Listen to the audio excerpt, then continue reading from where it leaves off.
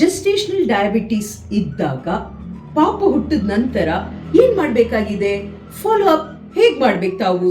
ಮೊದಲನೇದು, ಪ್ರೆಗ್ನೆನ್ಸಿ ಆದ ಮೇಲೆ ಪಾಪ ಹುಟ್ಟಿದ ಮೇಲೆ 6ನೇ ವಾರದಿಂದ 12ನೇ ವಾರದೊಳಗಡೆ ಮತ್ತೊಮ್ಮೆ ಪೋಸ್ಟ್ ಪ್ರ್ಯಾಂಡಿಯಲ್ ಗ್ಲೂಕೋಸ್ ಟೆಸ್ಟಿಂಗ್ ಮಾಡಿಸ್ಲೇಬೇಕು.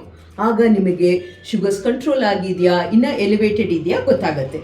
ಎರಡನೇದು, ನಾವು ಮಾಡಬೇಕಾಗಿರೋದೇನು ಅಂದ್ರೆ, ನಾವು ಮನೆಯಲ್ಲಿ ನಮ್ಮ ಶುಗರ್ ಕೌಂಟ್ ಮೇಲೆ ನಿಗಾ ಇಡಬೇಕು.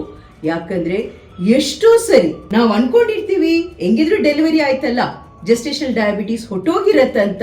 ಆದ್ರೆ ಇವತ್ತು ನಮಗ್ ಬಂದಿದ್ದ ಕರೆ, ಸುಮಾರು 3-4 ಇಯರ್ಸ್ ಆಗಿದೆ ಪಾಪ ಹುಟ್ಟಿ, ಅವ್ರು ಚೆಕ್ ಮಾಡ್ಕೊಂಡಿಲ್ಲ, ಅವ್ರಿಗೆ ಯಾವ ಸಿಂಪ್ಟಮ್ ಇಲ್ಲ. ಆದ್ರೆ ಯಾವುದೋ ಬೇರೆ ಟೆಸ್ಟ್ ಹೋದಾಗ ಗೊತ್ತಾಯ್ತು ಅವರಿಗೆ ಡಯಾಬಿಟಿಸ್ ಇದೆ. ಅವರ 3 ತಿಂಗಳು average almost 11. Very high it is. ಈ ತಪ್ಪು ಮಾಡಬೇಡಿ. ನಿಮ್ಮ ಫ್ರೆಂಡ್ಸ್ ಅಂಡ್ ಫ್ಯಾಮಿಲೀಸ್ಗೂ ಇನ್ಫಾರ್ಮೇಶನ್ ಶೇರ್ ಮಾಡಿ.